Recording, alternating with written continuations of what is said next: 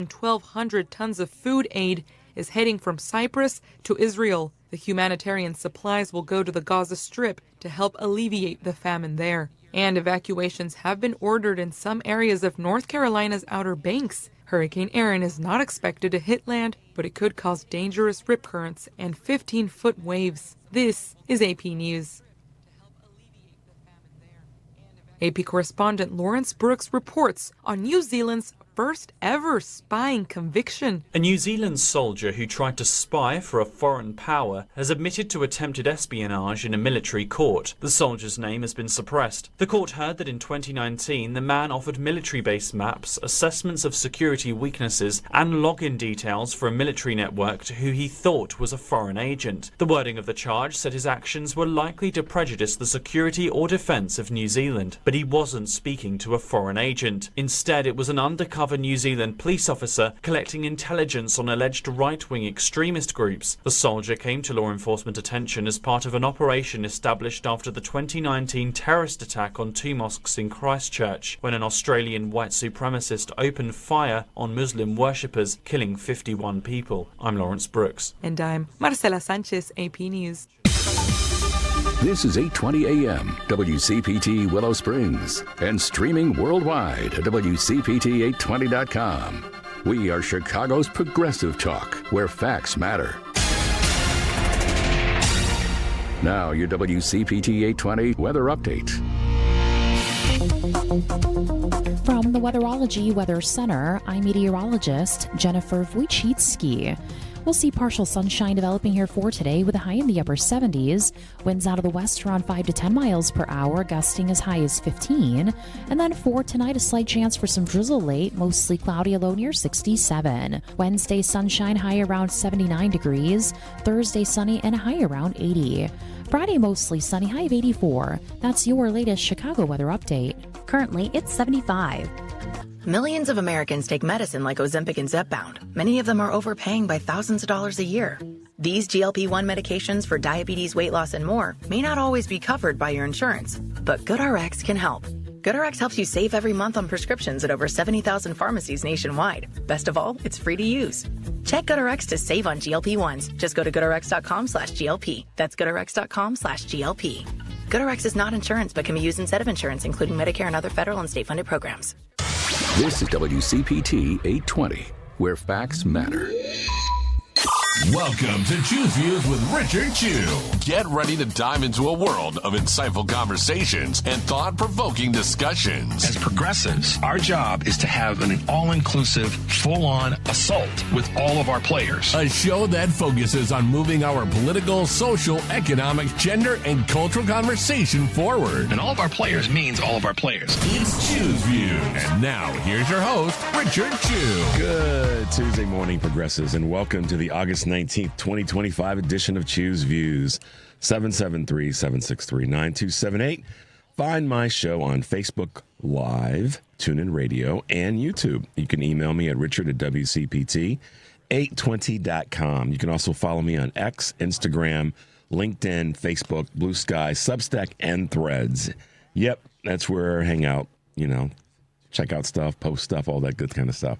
Catch all of our shows by subscribing to our WCPT podcast on Apple Podcasts, Spotify, and iHeartRadio. There you can get Choose Views featured interviews. You can also get Joan Esposito, Live Local Progressive, Driving It Home with Patty Vasquez, The Big Picture with Edwin Eisendrath, Out Chicago, and our other shows and interviews.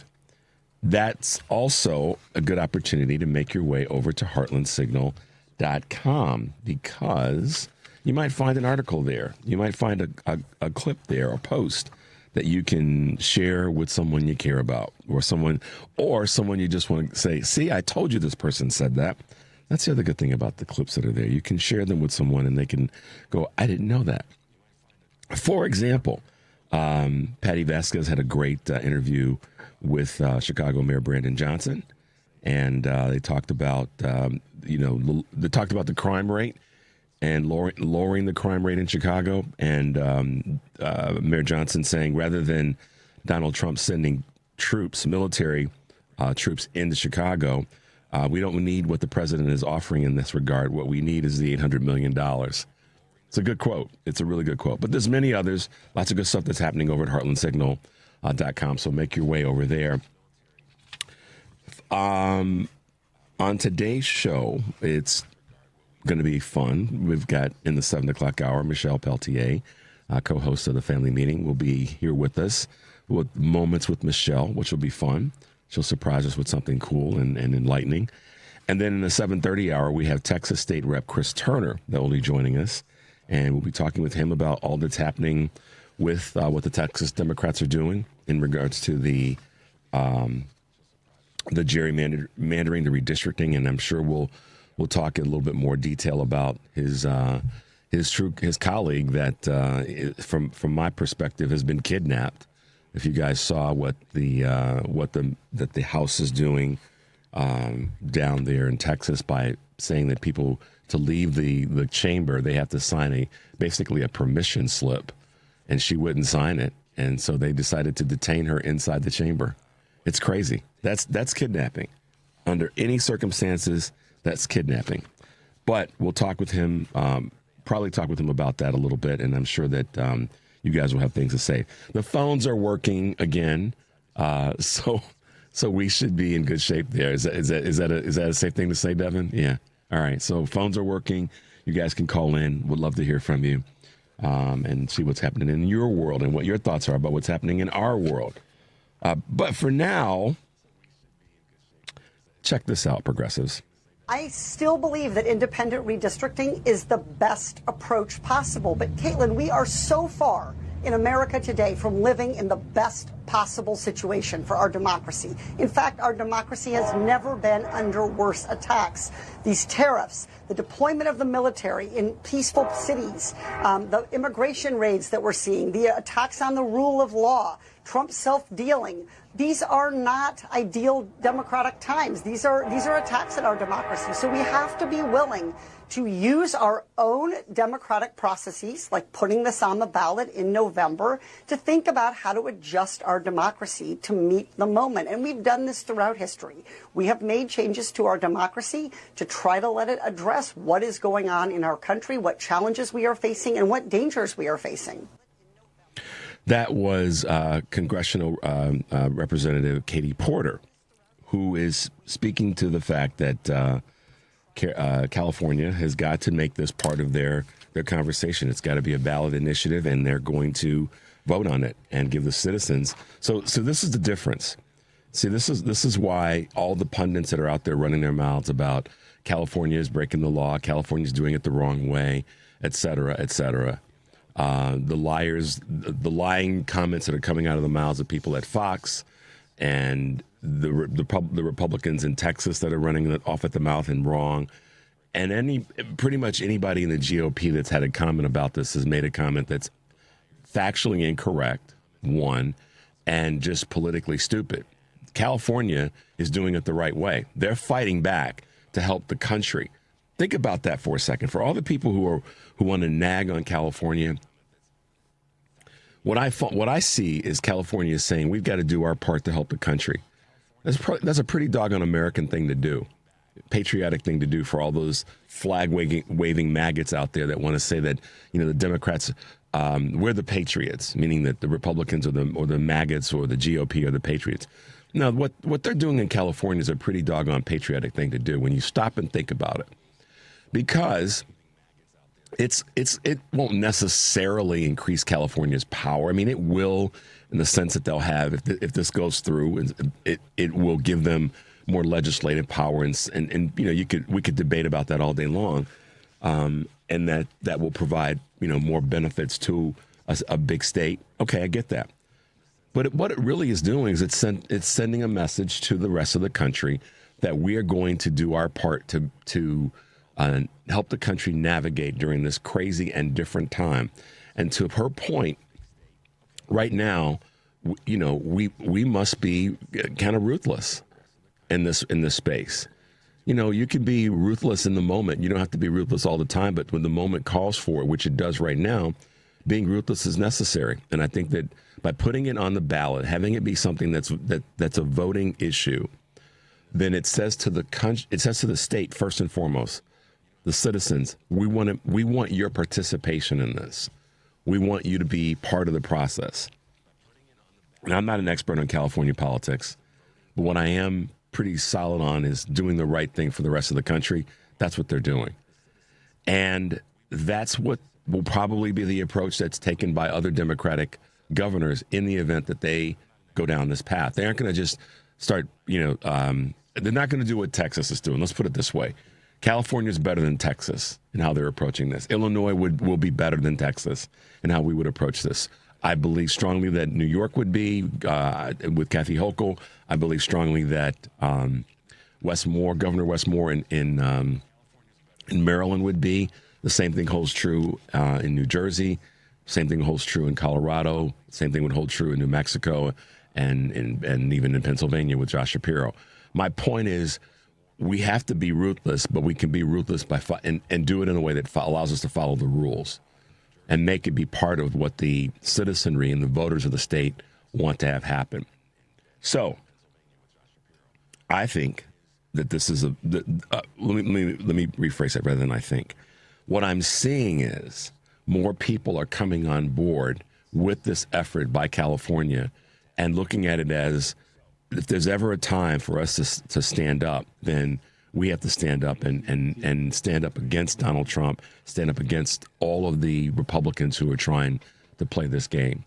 And I'm proud to see that they're doing it this way, and I'm hoping that that other states are gonna catch on and approach it from this perspective. So there you go. A good moment from Katie Porter, and excuse me, guys. Still fighting through this little coffee, scratchy throat thing. Who knows which direction it'll go, but I got my juice, I got my water, and we're going to muddle on through. But good on Katie Porter for her perspective and sharing what she feels that the state of California has to do. And these are not normal times. So normal, regular actions of decorum don't apply in this moment. So good on them. All right, guys, you're listening to Choose Views on WCPT AM 820 in Chicago, WARR 1520 AM and 103.5 FM in Warren County, North Carolina. I'm Richard Chu, and we'll be right back. This is a WCPT moment in labor.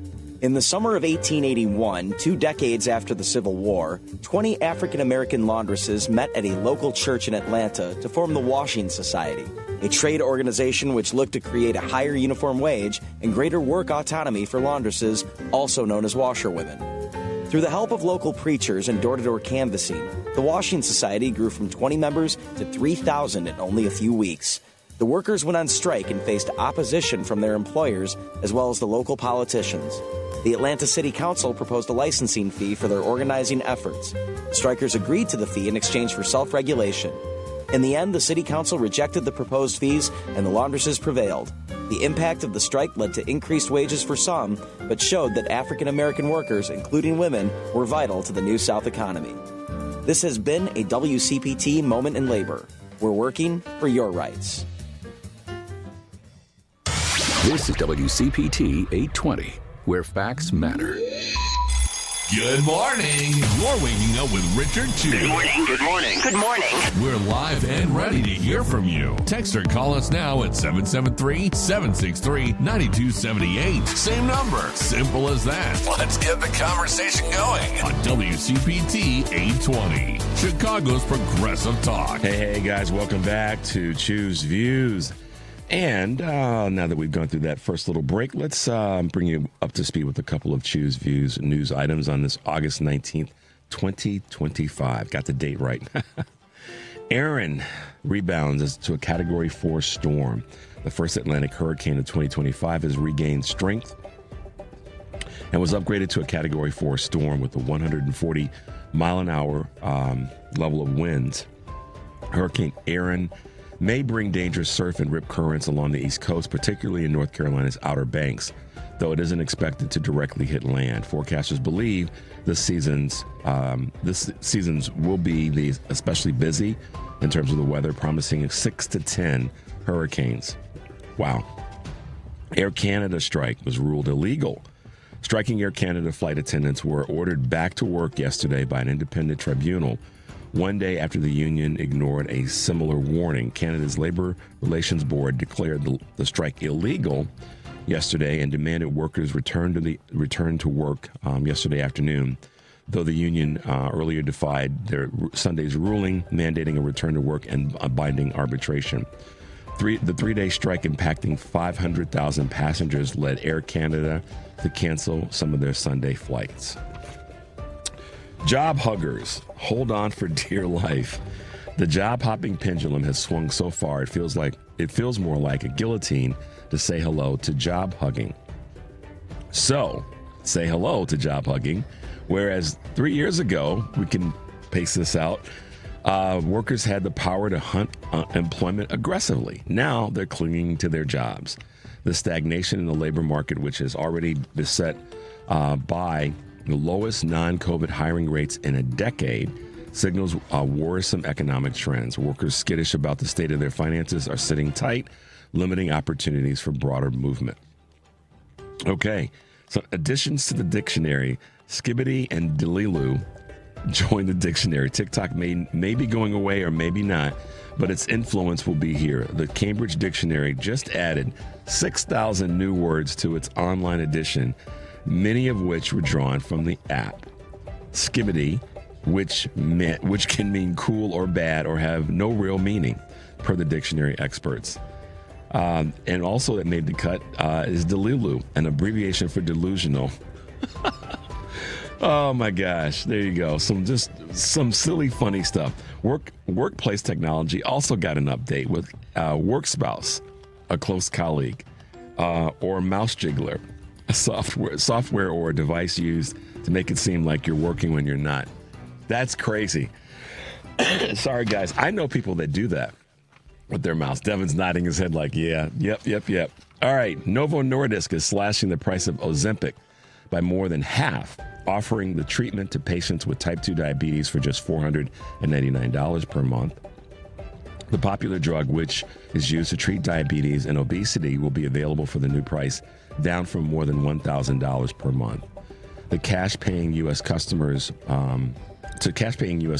though, Novo Nordisk's website or the GoodRx direct-to-consumer pharmacy platform will still be available. Novo shares were up Monday after last week's announcement that the weight loss drug Wegovy had been approved to treat a common liver disease. Okay. And the U.S. is weighing a 10% Intel stake. The Intel and the White House continue to discuss plans for the U.S. to prop up the struggling semiconductor giant, with the government now considering taking a 10% stake in the company, according to Bloomberg and the Wall Street Journal. The unusual move, should it go forward, would involve converting grants awarded to Intel by the 2002 CHIPS Act into equity, potentially making the U.S. government Intel's largest shareholder. Got to keep our eye on that one, because not only is it about them having the current federal government having their hand in the cookie jar, I also wonder how that the technology will impact what we have access to. I guess I could say this is kind of a be careful of what companies like Peltier are trying to do, and Intel. We just have to be mindful of that, and I will keep you guys as up to date as I can in that space. All right, guys, a couple of Choose Views news items this morning. Apologize again for Mr. Scratchy Throat and pluggy head, but we'll keep muddling through. Why don't we? I want to grab a quick call. Let's go to Rick in Florida. Good morning, Rick. Welcome to the show.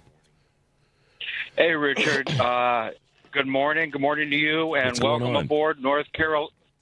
Welcome aboard North Carolina. I just wanted to. I'm interested to hear what the people from North Carolina have to say, their take on stuff, being down here in the South, and hopefully I'd encourage them to call in as well and participate in the shenanigans or whatever you want to call it that we go through here. And you're calling it shenanigans this morning, this early in the morning? You're going to call the show shenanigans? You got your nerve. Well, I'll push back on that. Let me back up on that, and I'll speak for myself. Some of the things that I say You know, I tend to be a little bit provocative, but you know, Richard, you know me, kinda. It's only because I care, you know, that I am the way I. Well, somebody please give Richard a cough drop in there. Who's there who's going to give you a cough drop? We got it. That sounds painful. We got it. We got it under control with orange juice and coffee. Okay, that's good. That sounds like a good combination. Well, what I wanted to say is this. This is where I am coming from. You know, we had on September 11th, we had a terrible terrorist attack. It caused people to be fearful. It caused people to have anxiety and all the rest, all of the above. And I want to say this to the people out there in North Carolina as well. The same thing is happening now, only it's the Republicans that are doing it. Some people may say that the Republicans had a hand in 9/11, but we'll leave the conspiracy aside for now. And we all need to realize we are being attacked by a terrorist group. They no longer represent any of us. The Republican Party and maybe even some of the Democrats, they represent the billionaires and other foreign interests and not us.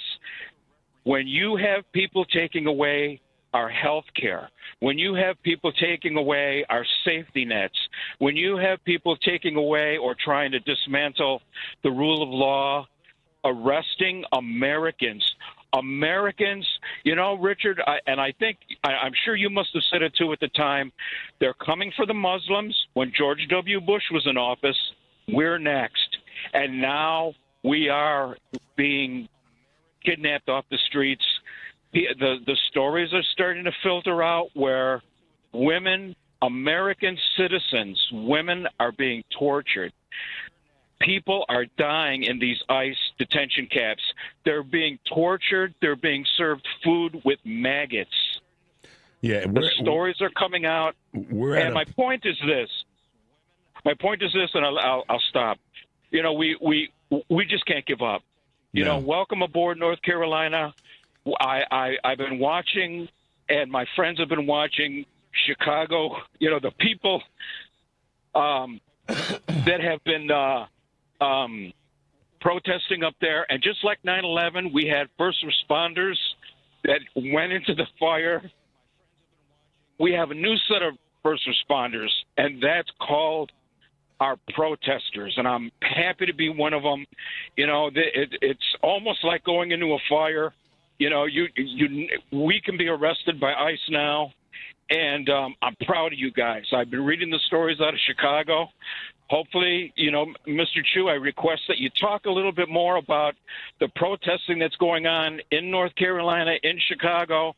Well, we right need now, that to buoy us up. Right now, protesting is taking place. I mean, protesting is taking place all over the country. It's popping up in different markets in different cities every weekend. So it's not just happening in Chicago. We have people that I talk to that call into the show, that send me emails and texts from all over the country that remind me or ask me to mention a protest that's coming about. So protesting is happening all over the country right now. And we are, as a citizenry, collectively tired.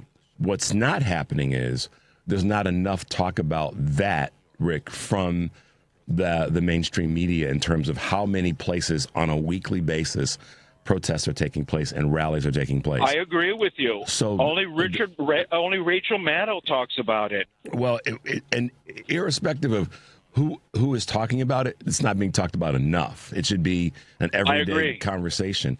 But right now, the other thing that I think is critically important, and I say it every day because it's probably the most important single thing that anybody can do. And elected officials are saying this that are on the left, and so many other leading voices, is that we have to be the strongest advocates to, one, push them to do a better job or do more of what they're doing already, and we have to encourage each other to continue to stay in this fight, because we are the best defense right now against this fear that you talk about, and you're right about that. The goal is to make folks fearful and doubtful and want to give up.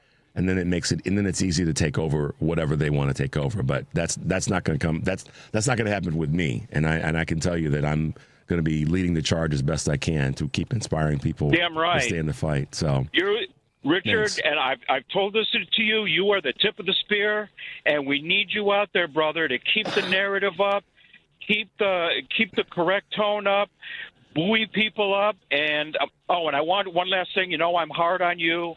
You know, in private, you know, I do criticize you a little bit, but I want you to know I did it to my representative Castor yesterday. She had a town hall meeting, and I let her have it too. So, well, Rick, let me give you a word of positivity there. Sure.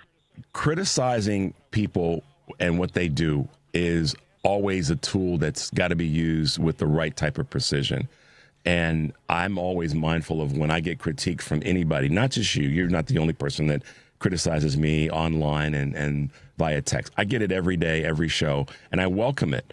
I also look at it and say, all right, how do we all galvanize and pull that together and go forward? Because that's what the winning, the secret sauce of winning is right now. And so, you know, I'm excited about what we're going to be able to get done. I'm a little nervous, like we all should be, that keeps me sharp. But, you know, you keep doing what you're doing there, and I'll keep doing what I'm doing here. And let's continue to make a difference. So thanks for your call this morning, Rick. We got to hit this break. Thanks, Richard. Thanks, man. Be well. Thanks for the call. You too. All right. Bye-bye. All right. Let's go to a quick break now. Devin, give me a little bit of time to clear this throat. Everybody's sending me recommendations. You're listening to Choose Views on WCPT AM 820 Chicago and WARR 1520 AM and 103.5 FM in Warren, North Carolina. That one's for you, Rick. I'm Richard Chu, and we'll be right back.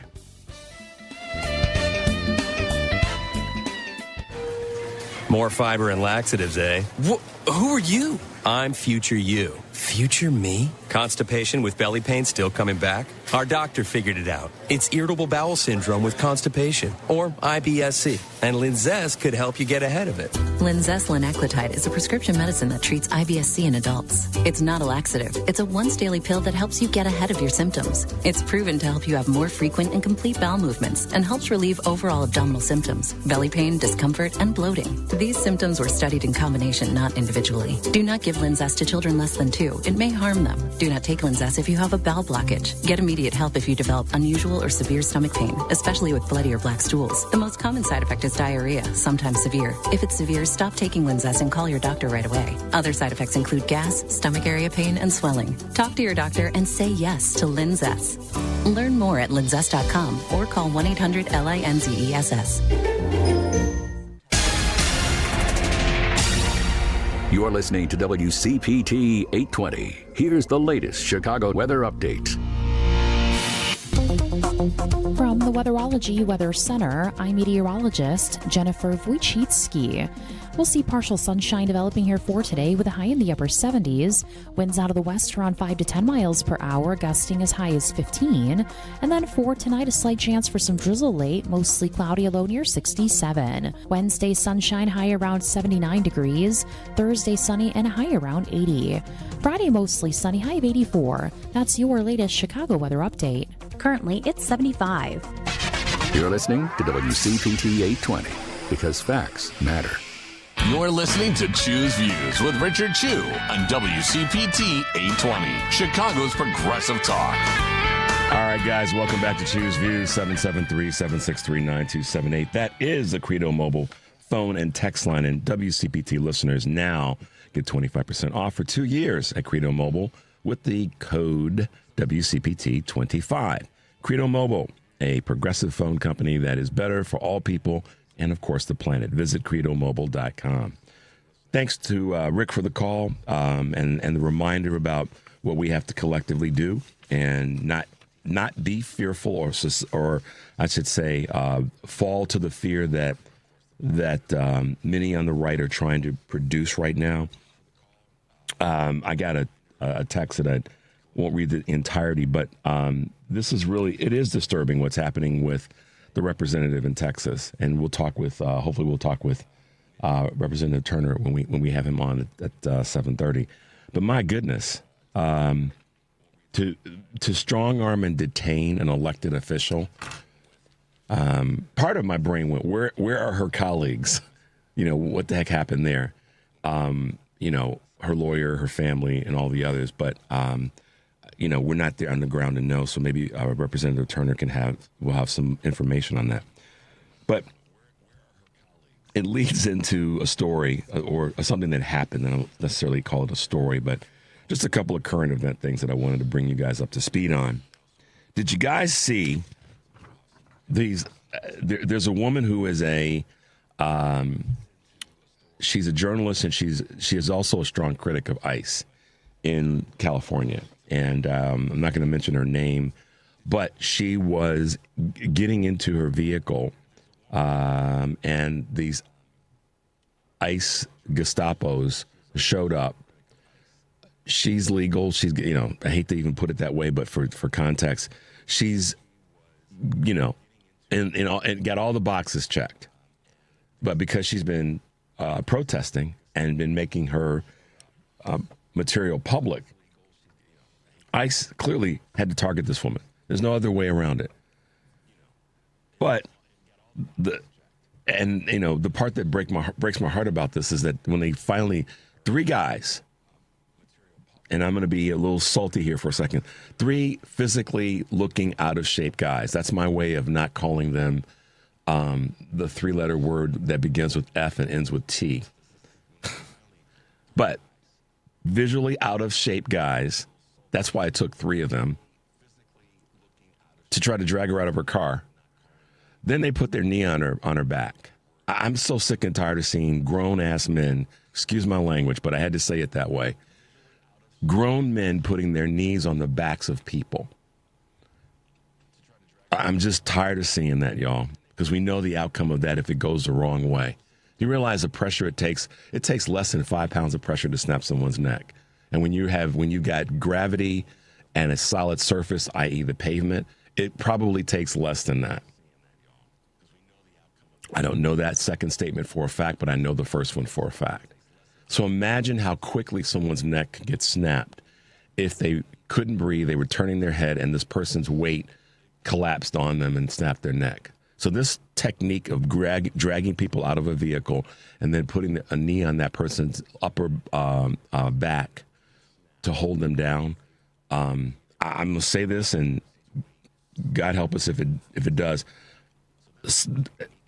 And this is, I was having a conversation in private with someone about this a few days ago. Some law enforcement officers are going to get taken out. I shouldn't say I hate to put it that way. I hate to sound provocative. I'm just saying there's going to be a point where somebody's going to be tired of seeing that.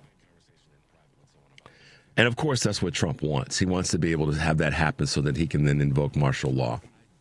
We know that's the next part of this game.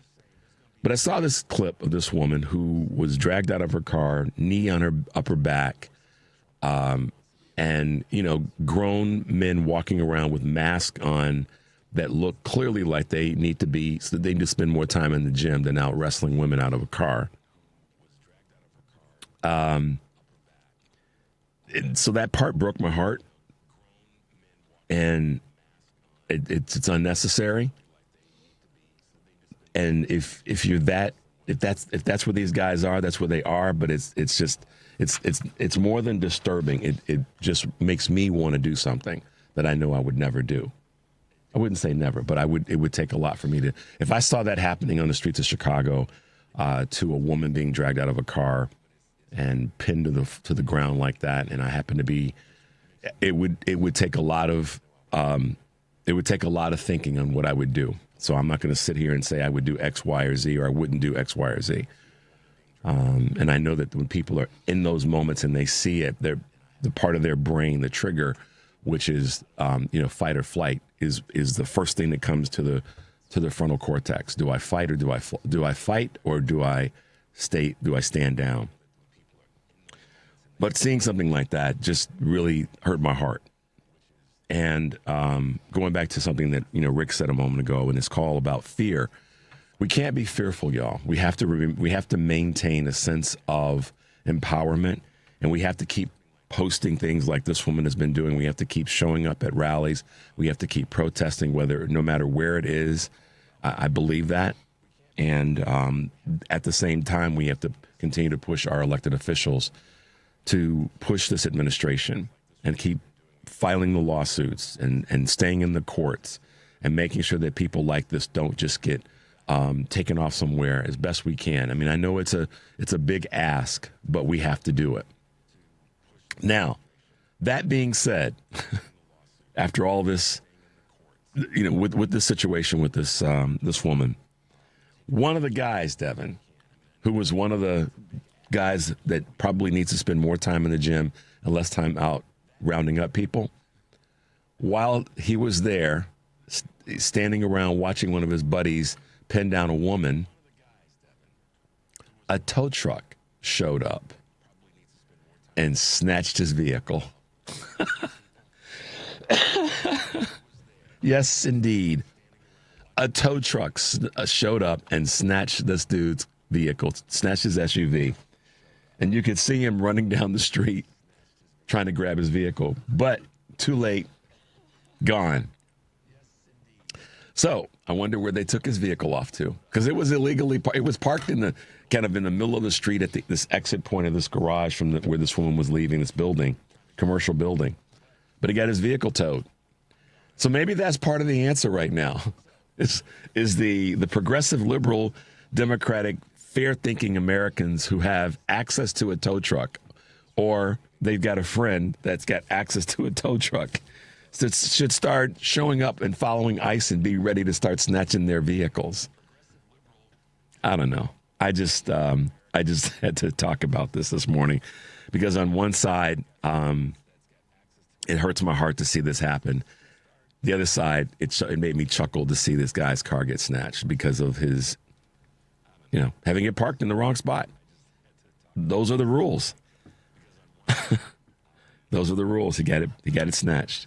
And, who knows what happened next. But anyhow, talking about ICE for a second, our good friend Kurt Mullett from Hoosier Blue 63 posted something that you guys should be aware of. And it's some numbers. So I can't take credit for this other than reviewing it with you. But it's from a post that he dropped on us yesterday. And it basically, face the facts. The largest military budgets globally. Number 5 is Germany, $88.5 billion. Number 4 is Russia, $149 billion. Number 2 is China, $314 billion. I intentionally skipped over number 3. Number 1, shouldn't surprise anyone, is the United States, $997 billion. So how about if we just you've heard me say this before, versions of it before. So that $997 billion, how about if we shave 10% of that off each year? I'm grabbing 10% out of the sky. Nobody get upset. Then how do you know it's 10%? But how would it look if we were to shave 10% off? Let's say even 5%, which would be, roughly $45 to $50 billion a year. And we have 50 states in the country, okay? Some doing much better than others, but we have 50 states. But let's then just take that $50 billion and break it down amongst the 50 states, $1 billion per state. And let's say that money went toward education or food programs or health-related programs, health care, or education on gun violence. How about that one? Imagine if we took 5% from the United States military budget and reapplied that toward truly a form of defense, which is educating, feeding, and caring for our citizenry. And the money's there. Can't say it's not there, because it's there. How many more jets do we need? And when you think about what's happening with the oligarchs, think about this. The oligarchs are, spending $50 million to have a wedding, and we can go on up and down the list of different things.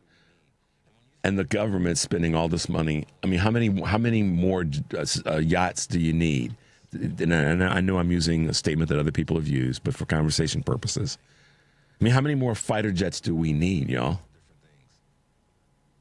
How about reapplying just 5% of that money toward helping feed people, educate people, and provide care?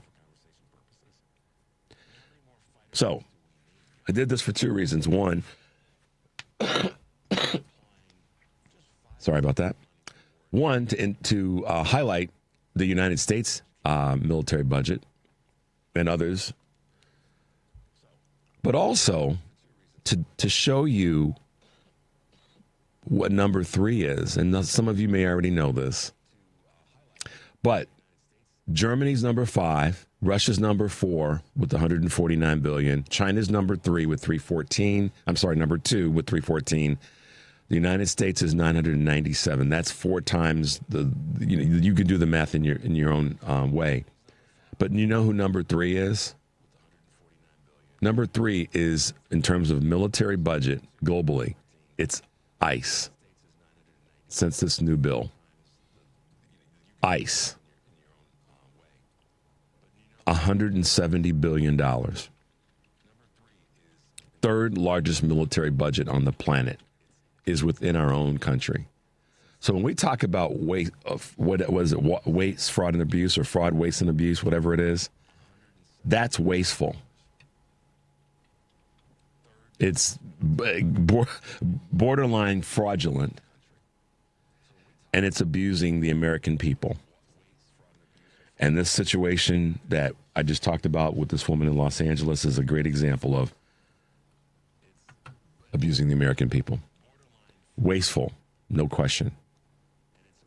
Can't say it's fraudulent necessarily now because it's part of this new budget that the Republicans passed and Trump signed. But it is there's no question it is wasteful. So there you go.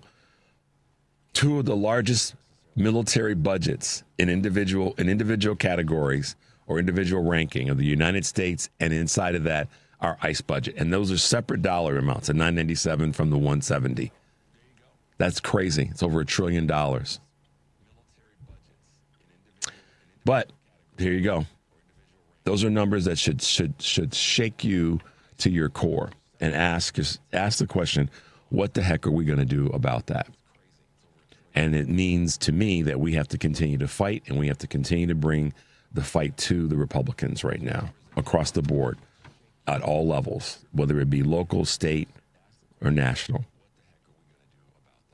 Let's take a quick break, guys. You're listening to Choose Views on WCPT AM 820 Chicago, WARR 1520 AM and 103.5 FM in Warren, North Carolina. I'm Richard Chu, and we'll be right back.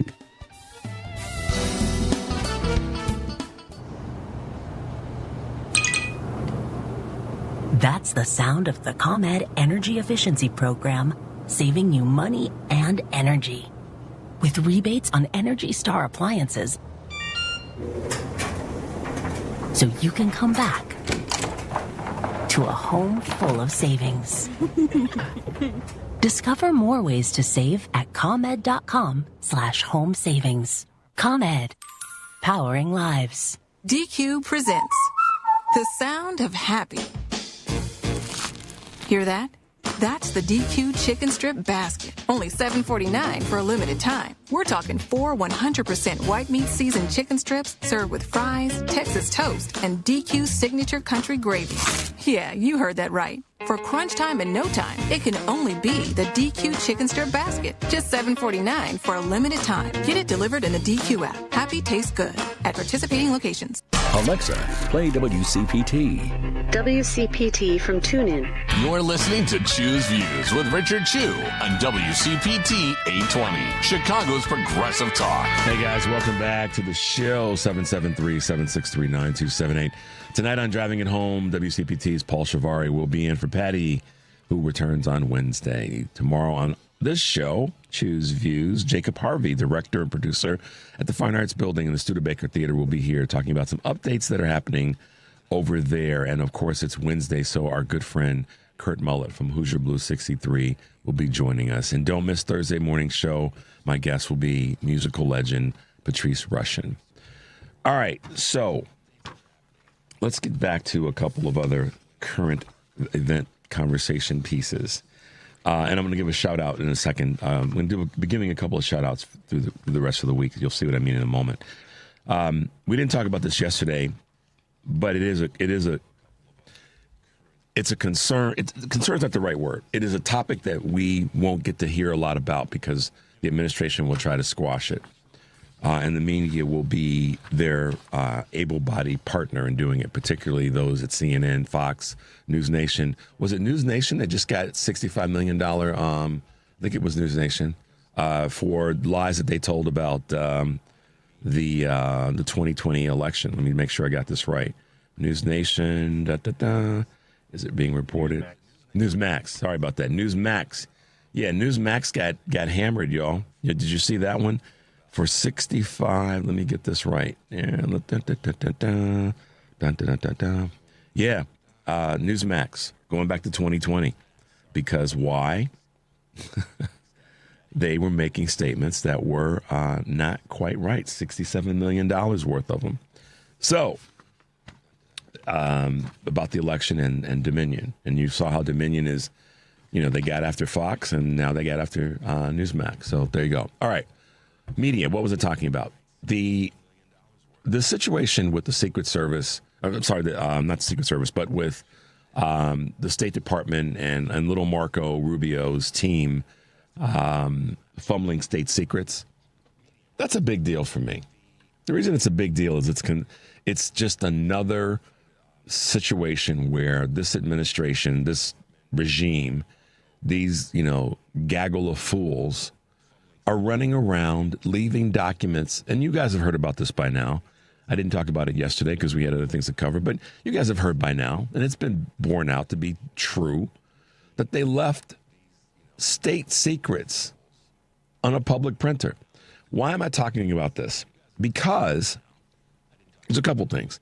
First and foremost, the Republicans have tried to say, the regime has tried to say, well, it wasn't really secret information. It wasn't really private. Who cares? If it's giving information about where people are located at a time during an event or how they got there, what their way of transportation may have been, who they were going to be sitting with, their phone numbers, their email, who cares? I mean, we weren't even a month into this new regime, and we had this issue with Hegseth and the Signal chat disaster. Now we got this. What we don't know, and this is what gets me, in punch the wall mode, is how many other things that are going on that are being this sloppily handled. Here's the thing that I'll say about Trump: the gaudiness of the gold and all the other stuff that he likes to do. From every single report and everything I've read about Donald Trump and Mar-a-Lago and other places is that they're sloppy. He gives the impression that they're these palaces. But I met a guy who knows a person that was on The Apprentice. And I won't mention the name of the person who was on The Apprentice that said this, but it was borne out to be true, that it was just shoddy. And thank God for editing and creative editing, particularly in production work. But it was a very shoddy experience from this person. How is this tying to what I'm saying about the state secrets in public printer? They're just sloppy. They're just sloppy folks. You can see it in how things are not organized well. Things are not prepared on time, how they come to press conferences and they're sloppy there. I'll be honest with you, many times they look disheveled. And I'm talking about the regime. And it's an indication of how, once again, America got duped. Not America. 78 million people in America got duped to think that this dude was this just primo business person, this primo guy, and he's sloppy. And with state secrets with Russia, that's kind of like the ultimate time to not be sloppy. Or let me take ultimate now. That's certainly the wrong time to be sloppy. You want to be completely prepared and ready. And leaving leaving documents like that on a public printer. And then it comes back to the point I made yesterday. I called in the Stephanie Miller show because she was having a real problem with this too. Why in the heck are they using a public printer in the first place? I mean, the public printers are wireless. Rarely does somebody that's using a printer in a hotel or a resort or whatever take their laptop down to the business center and plug it into the printer directly. How many people, Devin, are thinking to take that cable with them to plug their laptop into a public printer? Most people, they sit there and they do it wireless to the network of the hotel or facility. Or they put it on a thumb drive and they go plug the thumb drive into the device. Devin's nodding his head like, yeah, that's. So think about that for a second. They sent this information via a wireless signal, probably a signal chat. I'm just saying, I'm speculating. Work with me. But it's just sloppy. You're the federal government. You're going to spend $997 billion on defense, but you can't take your own printers and have them in the hotel room or the meeting room that's a secured spot and y'all print your stuff out there. I mean, that's just like stupid, weak, ineffective. So for the folks out there who are in love with this regime, the MAGA folks, the GOPers, the ones that call themselves center-right, you got some sloppy A people doing the work. I mean, you take the printers with you. You sit in the hotel room and or you have a secured spot where everybody goes and prints the documents out. And I know that folks may say, Richard, we got so many more things to be talking about. We got to talk about feeding people. We got to talk about health care. We got to talk about people that are being snatched off the street. I get that. That doesn't fall on deaf ears. I'm just saying, come on, y'all. But that's who 78 million people voted for. That's what they voted for, is this sloppiness coming from this regime. I mean, how in the heck do you do that? I got enough sense to know that, I'm very, very careful when I print something out. If I'm traveling and I have my laptop, I would almost rather go to an independent place where I can stand and look at it and watch it myself. So anyhow, I just sloppiness, not needed. And they call themselves the leaders and they know what they're doing. We're the smartest ones. We know better. Let us run this, into the ground, into the ditch. All right. So a couple of shout outs before we hit this top of the hour break. And I wanted to do this because I want to just, as we are going through and looking for allies, looking for people or organizations that are doing the right thing or doing the thing that we would hope that they would do.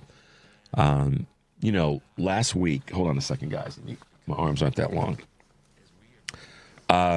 Senator Chris Van Hollen was talking about, how to deal with the media and how the media is bending their knee to Trump.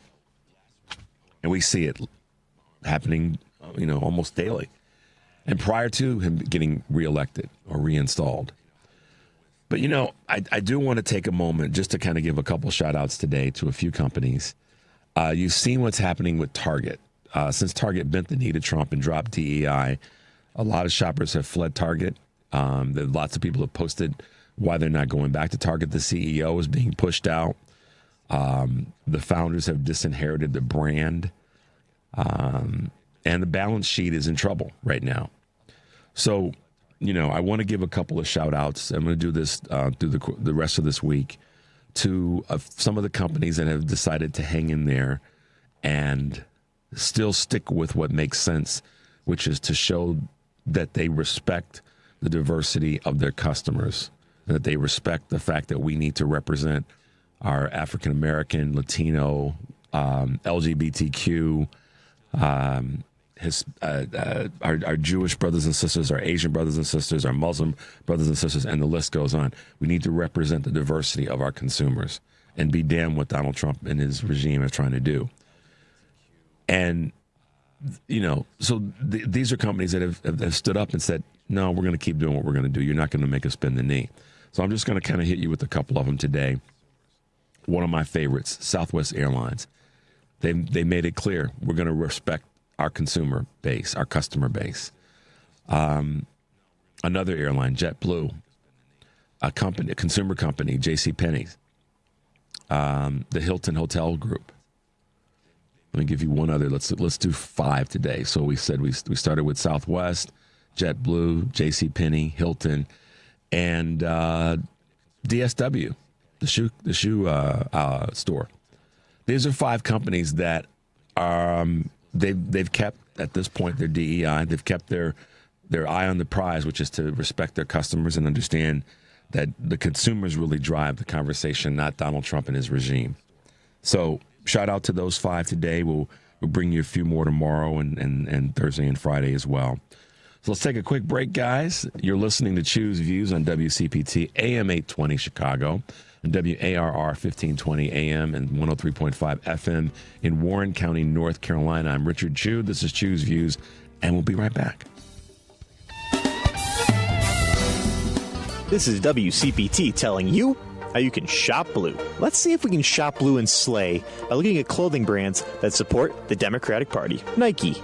Now, yes, Nike's co-founder is very Republican. However, the other 83% of the company supports the Democratic Party. $894,000 in 2024. Dior. Now, Dior does not give to politics, but some of their employees do, and 84% of their donations went to Democrats in 2024. Adidas. Adidas also does not give to politics, but a lot of their employees do, as 97% of their employees' donations went to Democrats. Gucci. Gucci also does not donate to politics, but their employees do, and 84% of their employees' donations went to the Democratic Party. Chanel. Chanel also does not give to politics, but guess what? 99% of their employees donated to Democrats in 2024. I would hate to be that guy in the 1%. This has been WCPT telling you how you can shop blue. Viking, dedicated to creating travel experiences for the thinking person, with programs designed for cultural enrichment on board and on shore. Discover more at Viking.com. AP News, I'm Marcela Sanchez. President Trump has begun arranging a meeting between Vladimir Putin and Volodymyr Zelensky to discuss ending Russia's invasion of Ukraine. Zelensky told reporters whether with Putin alone or with Trump, he's ready for talks. Ukraine will never stop on the way to peace, and we are ready for any kind of formats, but on the level of leaders. Trump says the U.S. would support European security guarantees to prevent future invasions. Yesterday, European leaders met with Trump at the White House and expressed cautious optimism. Meanwhile, a ship bound for Gaza is carrying tons of humanitarian aid. AP correspondent Lawrence Brooks has more on this. A ship loaded with 1,200 tons of food supplies for Gaza is approaching the Israeli port of Ashdod. It's expected to dock as part of renewed efforts to alleviate the worsening humanitarian crisis in the territory. On Monday, the Panamanian-flagged ship was loaded with 52 containers carrying aid such as flour, pasta, rice, baby food and canned goods.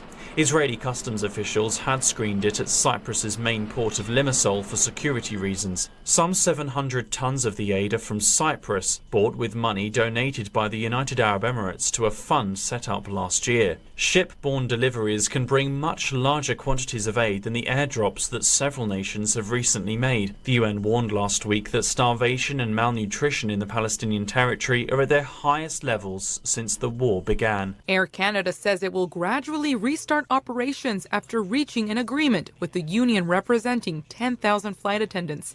This ends a strike that's disrupted travel plans for hundreds of thousands of passengers. And Home Depot's sales improved during its fiscal second quarter, but its performance missed Wall Street's expectations. This is AP News.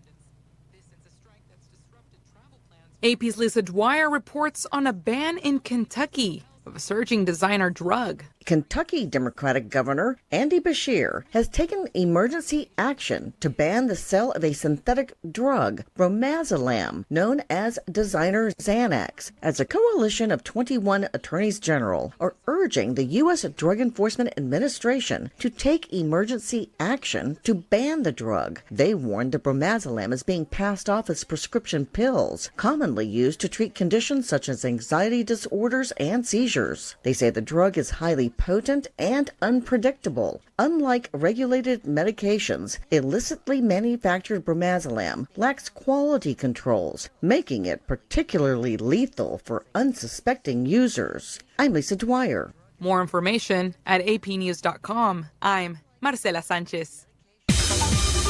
This is 820 AM, WCPT Willow Springs, and streaming worldwide at WCPT820.com. We are Chicago's progressive talk, where facts matter. Now, your WCPT 820 weather update. From the Weatherology Weather Center, I'm meteorologist Jennifer Wojcicki. We'll see partial sunshine developing here for today with a high in the upper 70s. Winds out of the west around 5 to 10 miles per hour, gusting as high as 15. And then for tonight, a slight chance for some drizzle late, mostly cloudy, a low near 67. Wednesday, sunshine, high around 79 degrees. Thursday, sunny and a high around 80. Friday, mostly sunny, high of 84. That's your latest Chicago weather update. Currently, it's 75. I'm Smokey Bear, and I made an assistant to help you out, because only you can prevent wildfires. Hey, Assistant Smokey Bear, call me Papa Bear, because I'm grilling up dinner. Do you get it? Yes, good job. So, what should I do with all these coals? Don't just toss them out. Put them in a metal container because those embers can start a wildfire. I understand. The stakes are high. Ha, ha, ha, ha. Learn more at SmokeyBear.com. Brought to you by the U.S. Forest Service, your state forester, and the Ad Council. Chicago's progressive talk, WCPT 820, where facts matter. Welcome to Choose Views with Richard Chew. Get ready to dive into a world of insightful conversations and thought-provoking discussions. As progressives, our job is to have an all-inclusive, full-on assault with all of our players. A show that focuses on moving our political, social, economic, gender, and cultural conversation forward. And all of our players means all of our players. It's Choose Views. And now, here's your host, Richard Chew. Hey, guys, welcome back to the show. Mr. Scratchy Voice and all that is back with you. So hang in there with us. If you haven't already, you can follow Heartland Signal on X, Facebook, TikTok, Instagram, and Threads at Heartland Signal, one word. And be sure to check out heartlandsignal.com for daily updates, all the good stuff that we have there. You can visit the Choose Views show page to get a rundown on what guests are joining me on the show, and also listen to recent interviews and full episodes of the show if you wanna.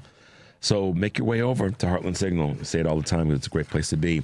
So listen, thanks to you guys, a number of great text messages this morning. I'll just give the highlights. 708 says that MAGA, it's all about racism. Yes. Let's see. Let's give another quick one. Let's see. Oh, yes. One person is calling the situation with the printer gate. I like that.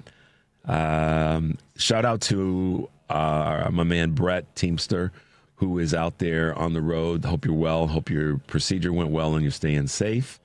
Let's see what we got here. Another person I made them laugh about the tow truck snatching one of the ICE guys' truck or vehicle with the tow truck, and talking about the budget. The military budget, the biggest slush fund in human history. Yeah, no doubt about that. And let's see, last but not, I can't repeat that. That's nasty words. Woo, almost. And it has something to do with Trump and Putin. So you know who you are who sent this.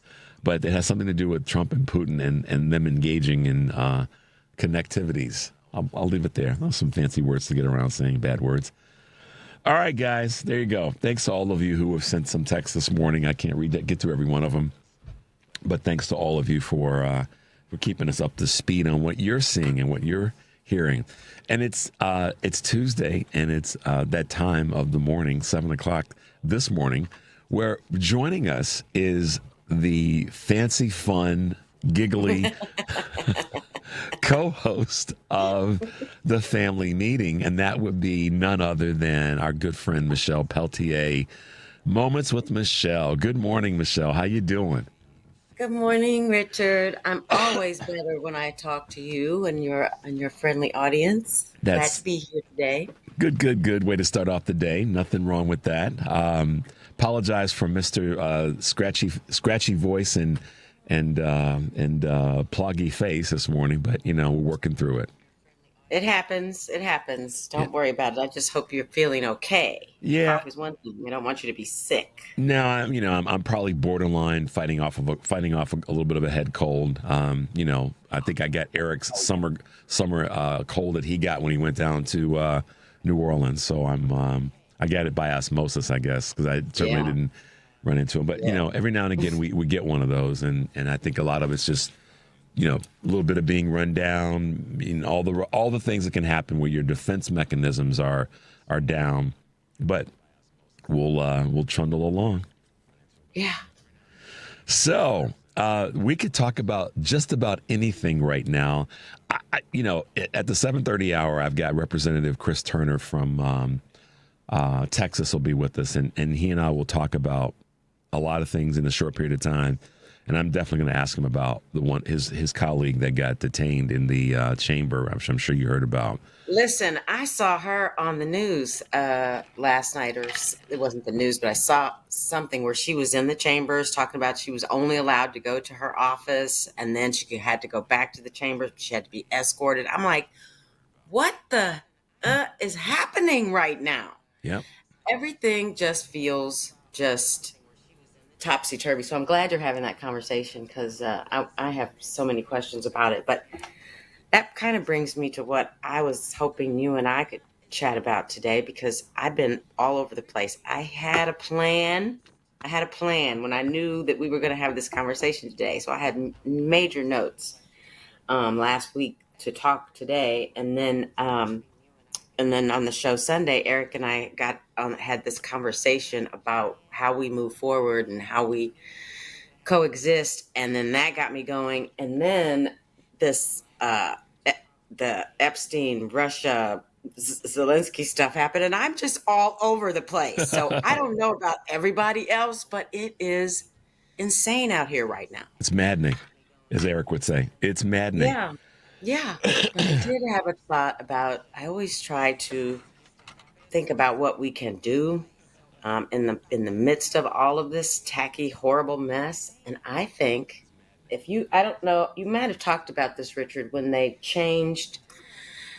say that there was a computer glitch in, where was it? Sorry. The portions of with the Congress, the Article 1, Section 8, and all of those sections that were a glitch. They said a glitch removed it. Yeah. And that really, really bothered me, because my first thinking when Doge went into our government, I knew that they were putting their tentacles in every system that we have. And that's been my biggest fear. And when that happened and it came out in the news, I started thinking, what can we do as just individual, regular people to make sure that this stuff doesn't happen again? Because luckily there are people that actually look at all of those pages all the time, right? And so they knew that stuff was missing. And so my challenge to all of us every day, and yes, I think everything else that we have to do, is to be record keepers, right? I want us to, I did this with Bush too. I called it a Bushy file, and I kept it for years. I just would print stuff, record stuff, and save it in case some things were argued about. I knew that I would have this in the moment documentation. And so for us to continue with this fight, and I'm not just talking to all of the people who listen to you and who have their own podcasts. I'm talking about having conversations with people around us, but keep track of all of these things that we see in the news, and kind of hoard it, because we're going to get to a point where somebody's going to look at us, because it's happening every day, and say, you didn't see that. That didn't happen. That this whole Epstein thing is crazy. No, that didn't happen. I was never there. So we need to be our own detectives in this period and in time, and we need to keep track of everything that's happening. I mean it. That is so important. Right after the election, the couple weeks after the election, I put together a quick list of things that I want people, because people were like, oh my God, what are we going to do? What do we have? And I put together a list of the things that I wanted everybody to pay attention to and to get their arms around. And it included a pretty good list, but it also, what the meaning or the message behind it was, get a hold of your stuff. And your stuff included, your doctor's information, your medical information, your social, all of those things that are part of your life. Your bank, have all that stuff in a, and I think I used the phrase, in a Go file, so that you knew how to access all of your information in the event, God forbid, that we had some issues with technology that would prevent you from accessing X, Y, and Z, so that you could say, you would never have to go, oh, well, I can't access it because it's online. And so I'm a big advocate of the printed version of a lot of things. Listen, just earlier this year that I really say, okay, I'm going to go ahead and use the QR code thing for my plane ticket when your boarding pass. I don't mind printing out a boarding pass, because I know I'm going to stick it in my pocket, and I won't have to wonder if my phone has got juice, all that kind of stuff. Absolutely. Or if my phone got hacked on the way to the airport and now I can't get on the plane. So I'm still a print things out person.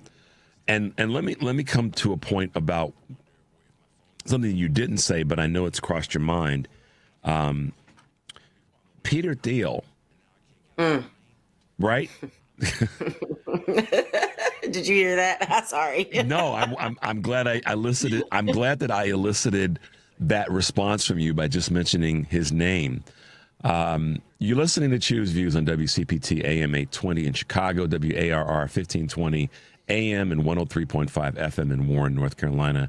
I'm Richard Chu, and we're talking with Michelle Peltier, co-host of the Family Meeting. Peter Thiel. Yeah, this is a person that is quietly, and has for a while, been putting his tentacles and to try to get his technocrat worldview as part of the federal government. He does not believe in democracy. He's said it. Right. He's been quoted as saying it. And this dude was not born in the United States. Okay. Yep. He was born in Germany. Not that that's the problem, being born in Germany, but he wasn't born in the United States. His nationalities are American, German, and New Zealand. But he's part of the same crop, both chronological age guys like Elon Musk, who are strong believers in what apartheid was trying to do in South Africa. They are not believers in democracy. And I do not trust Peter Thiel as much as far as I can, throw him. I don't. I would say it to his face. But here's the thing with him, taking my ego and bravado out of it for a moment, coming back to what you just said about the having your data and having your information at the ready and knowing where things are. It's not just your personal information, which is more of my leaning, but it's also because they're currently trying to change history by erasing it. Yeah. And so, to Michelle's point, in case y'all didn't catch this, we want to be able to say, no, this happened. I have a printed version of it. Be darned what you say is not on the computers anymore. Am I close to what you're talking about?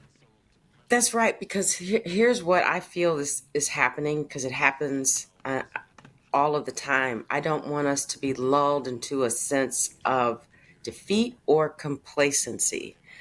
And, we get fatigued, we get tired, and because life be lifing, as the kids say.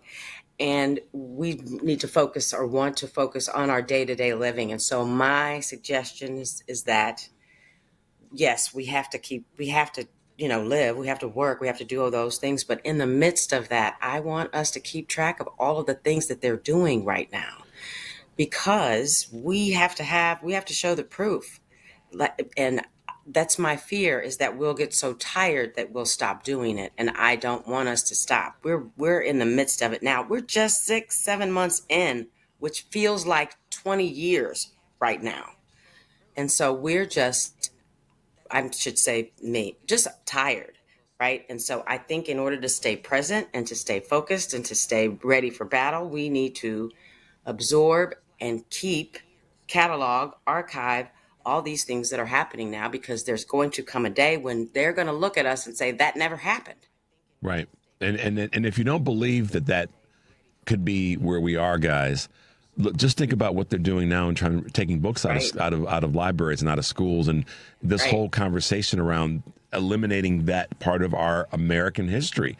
So you can't tell Michelle or me that we're crazy for saying hold on to stuff, because they're trying to get rid of stuff that's printed material. They're they're changing, and I'm going to do everything I can to not drag Jillian Michaels any further than she's already been dragged this past week, but she could be dragged some more.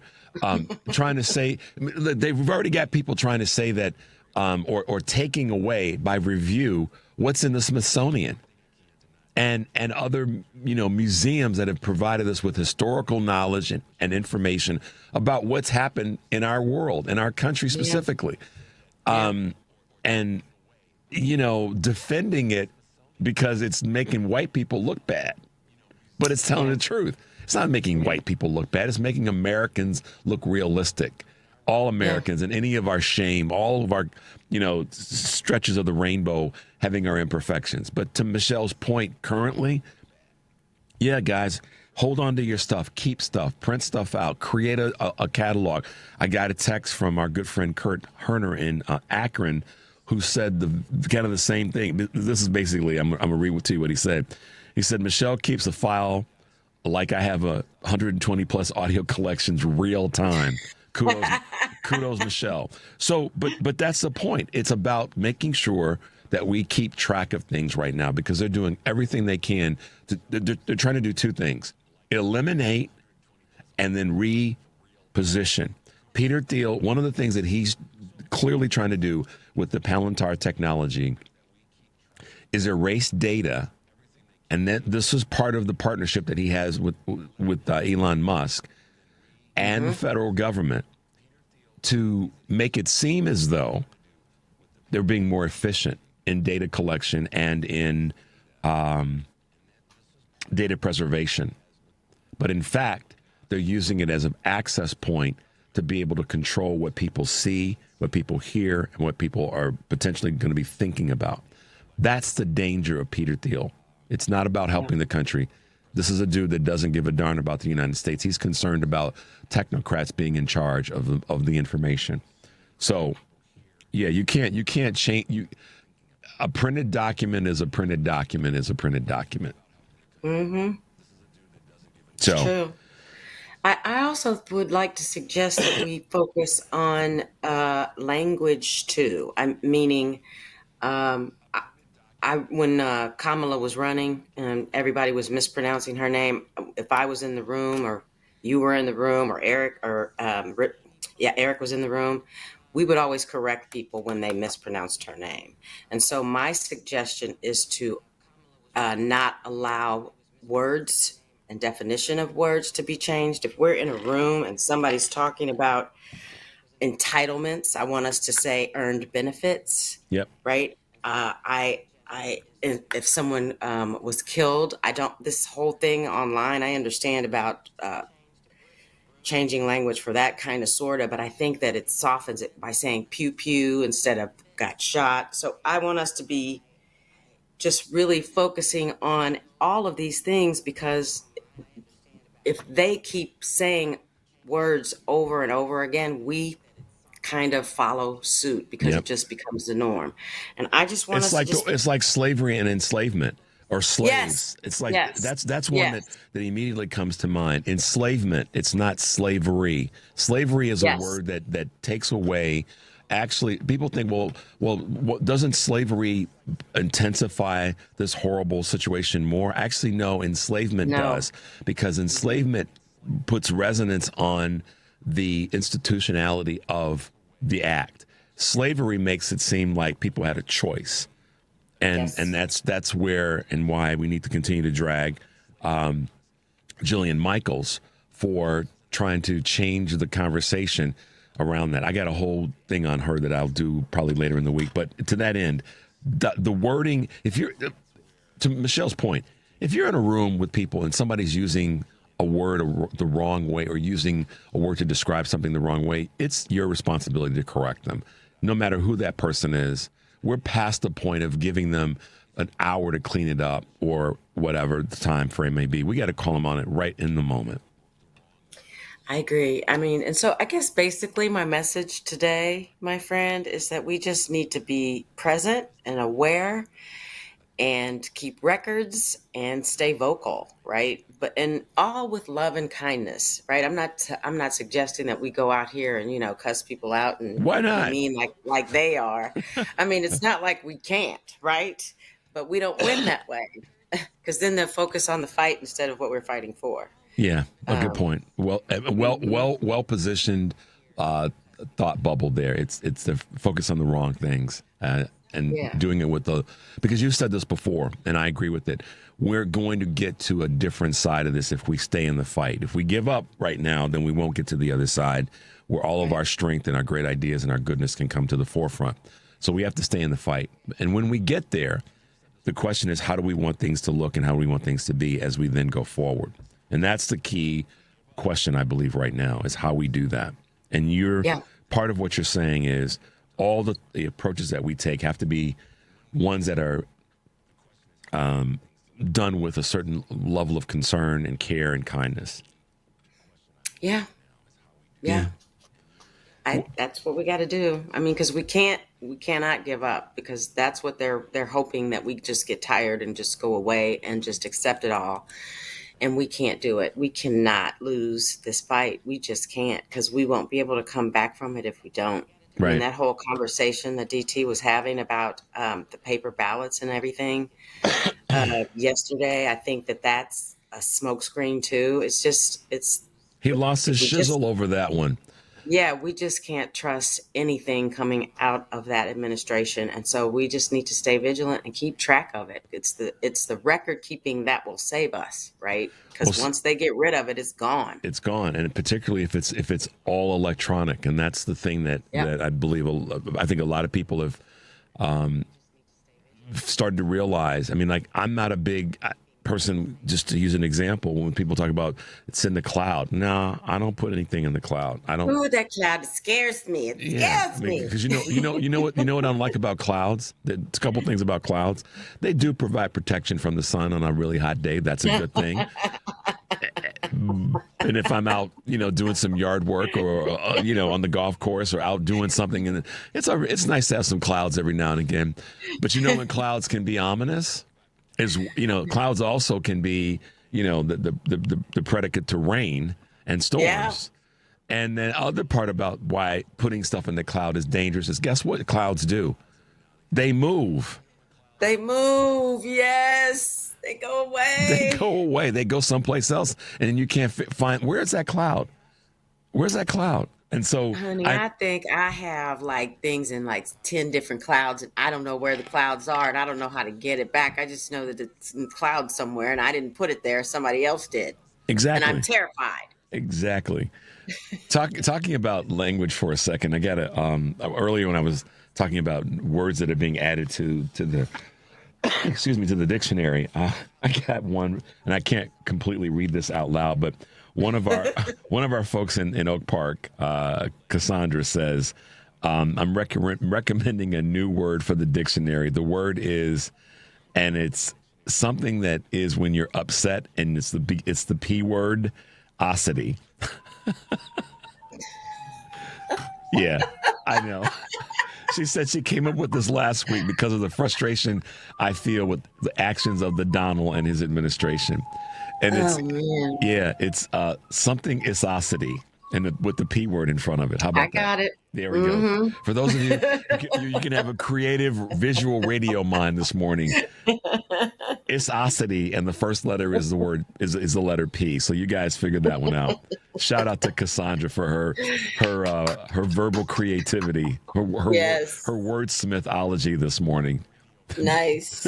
Nice. Isn't that great? Oh, my gosh. Oh, Michelle, good to have you with us this morning. And great idea about saving things, printing things out, making sure that things are in front of you. And you've got a file, you've got a catalog, literally, of things that matter. Mm-hmm. So. I feel like I was all over the place this morning, but that's because I am all over the place. It was just these last few days, everything just seemed to be popping up and just making me angry and so emotional. And the last thing I want to do when I am visiting with you is be angry. I'll be emotional because I have, but I don't want to be angry. I want to be a positive vehicle, but it's been really, really challenging these last few days. Well, I mean, I know that if you were to have a conversation with our good friend Kurt Mullet from Hoosier Blue 63, you'd probably have some similar thoughts. I mean, he's in central Indiana getting the work done, doing great stuff, making connections with tons of people, and he's to be applauded for that. And if you were to talk to Karen, I'm saying these are people who regularly are on our show. If you were to talk to Sarah Jones, if you were to talk to Mike Nellis, they would all have some form of frustration and maybe moments of even some sadness about what's going on. However, the thing that that I'm trying to do is to make sure that we bring that together and acknowledge, we all are saddened by this, and we are challenged by it, and we're frustrated, and we're ischiositied over it.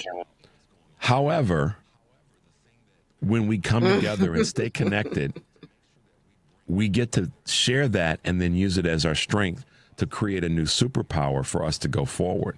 And that's why I keep telling everybody, and I say this as respectfully as I can, don't give up on the fight. If you got to rest and break, take a break, yes, but stay in the fight, stay in the game.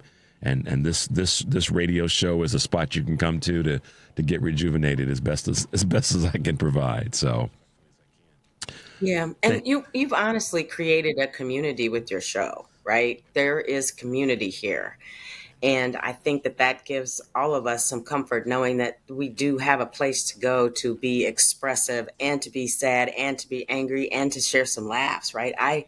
Karen, and all of your other guests, regular guests, excuse me, now I got what you got, Richard, are always, I always love listening to them, Kurt. I love listening to them because I don't feel so alone. And so this community that you've created, Richard, is a safe space, even when you allow differing voices to be a part of this conversation. But I think, you're helping tremendously in a way that I don't even know you understand. But I appreciate the safe space, and I appreciate the opportunity to talk to your audience, who's wonderful. And I just hope that they get something from it. We try. We want to make it right, because we're going to win this thing. It stinks right now. It really does. It stinks. Mm-hmm. But we have to acknowledge that it stinks so that we can then say, all right, let's buck up. Up. Let's go get this thing done. Thanks, Michelle. Thanks for your kind words, and thanks for your observational thinking on this. And appreciate you always being a part of what we're doing here. I appreciate you. Have a great day. Will do. Talk to you soon. Okay. Bye-bye. Bye-bye. All right, y'all, let's take a quick break. 773-763-9278. This is Choose Views, and we will be right back.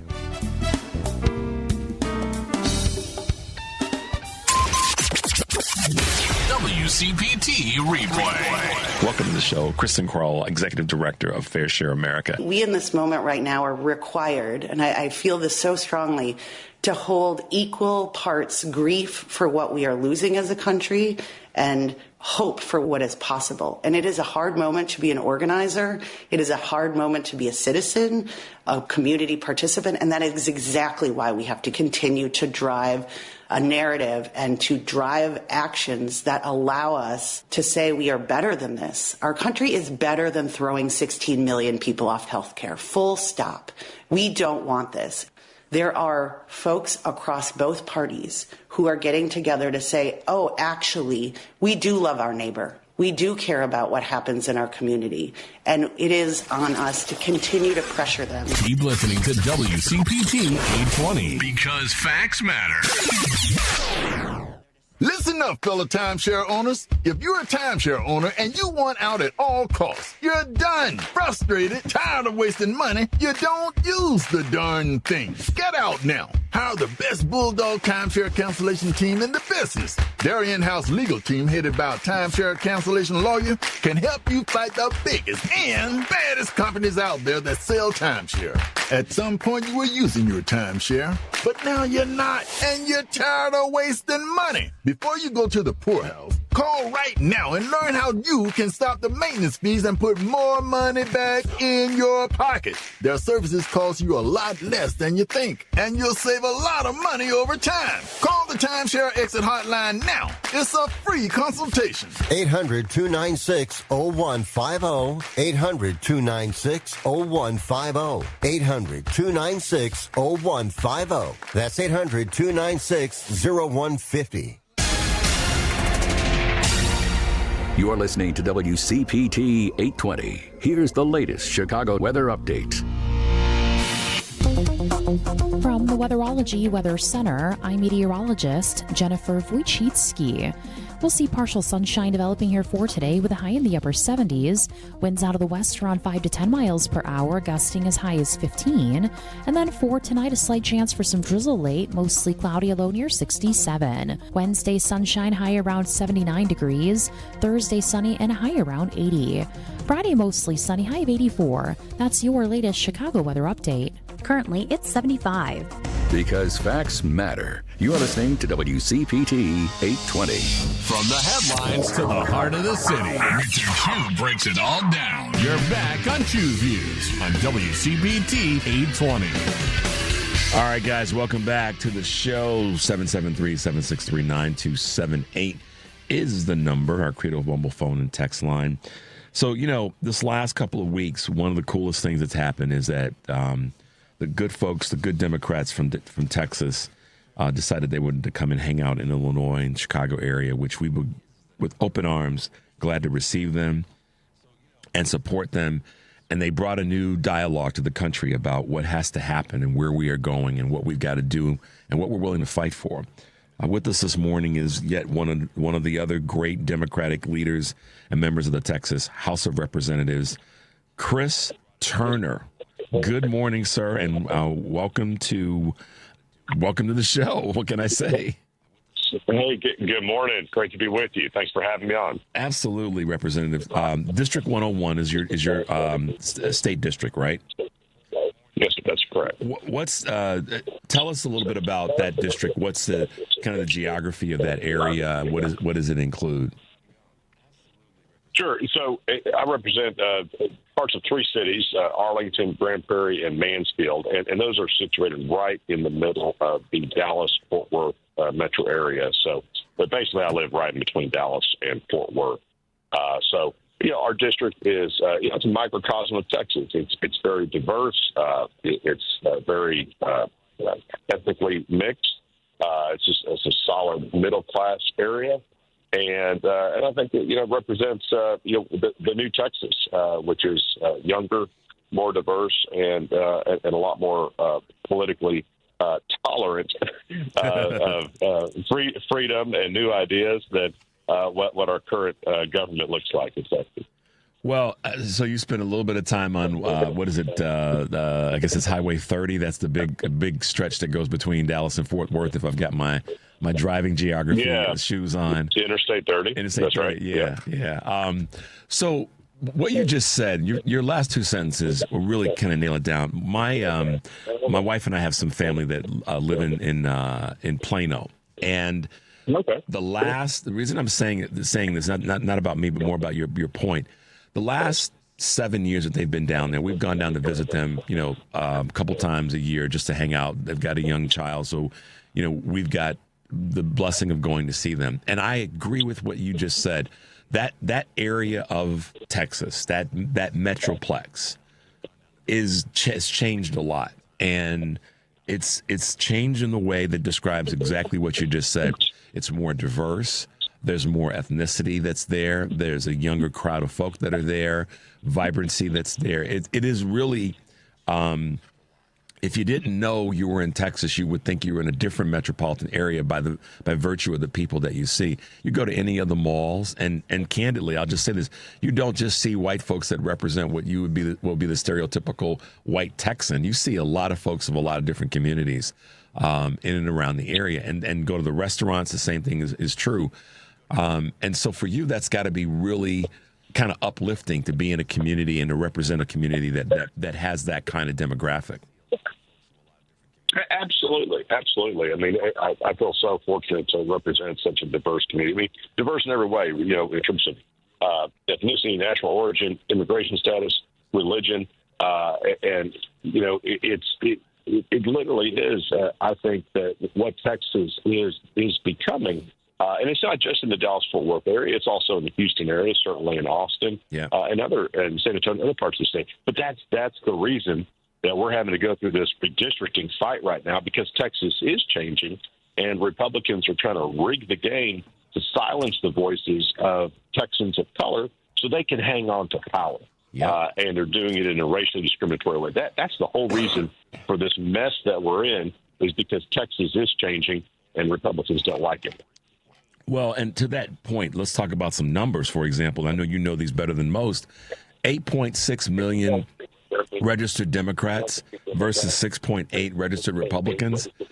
I mean, that's a big difference in terms of the numbers. So when people are hearing folks like you, representatives, say that the numbers are favoring Democrats versus Republicans, they think you're making the numbers up, but in fact you're not. And when you hear people say Texas is not a red state necessarily, it's a purple state but gerrymandered for real, this is clearly the numbers don't lie. Let's talk about that for a second. Yeah, well, and I actually hadn't seen those specific numbers, but what I would say is that in the last decade that culminated in the 2020 census, Texas grew by over 4 million in that decade. 95% of that population growth was people of color. Number one, Hispanic Texans, followed by a big growth in Black Texans, and then a huge jump as well in Asian and Southeast Asian Texans. And what did Republicans do with all that information? And I'm talking about the 2021 map, which in Congress, which is already tremendously discriminatory. They created 2 new districts that we got as far population growth, and they gave them both to Anglo voters. It's just absolutely wrong.